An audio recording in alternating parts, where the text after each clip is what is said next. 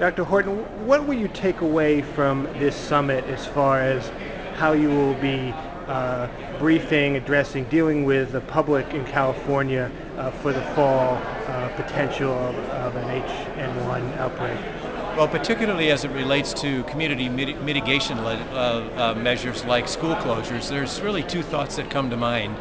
First of all is that we have to prepare the public for the fact that we make decisions based on the best information available at any given time, and that information can change.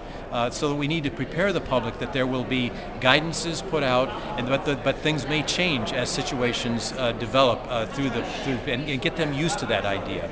The other side of the coin that we learned today very strongly is that we need to learn more about and pay attention to what people are saying about the potential impacts of the community mitigation measures we put in place, like school closures. We have to understand how will learning continue? How will nutrition continue?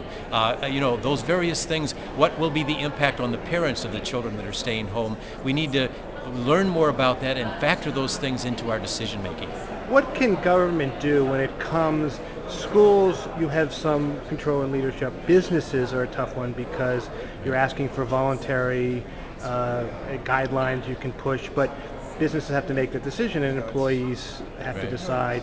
How do you see that playing out as far as getting businesses of all sizes to participate in this and to give employees flexibility if they need it? Right.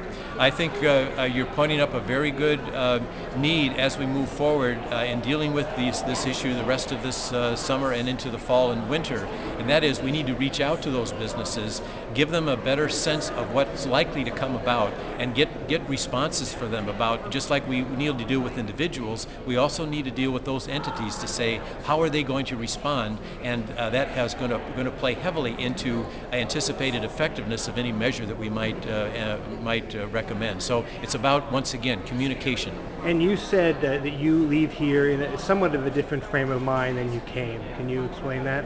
Well, I thought this was going to be just the public health, talking to public health, or the talking heads, that type of thing. But what I've seen here is some real substantive and thoughtful suggestions about what we need to pay attention to for the rest of this summer and rest of the fall, and a real energy about and commitment to actually make those things happen. So that's what I'm feeling much more encouraged by the sense of understanding what needs to happen and a commitment to make it happen. Great. Thank you. Okie doke. All right.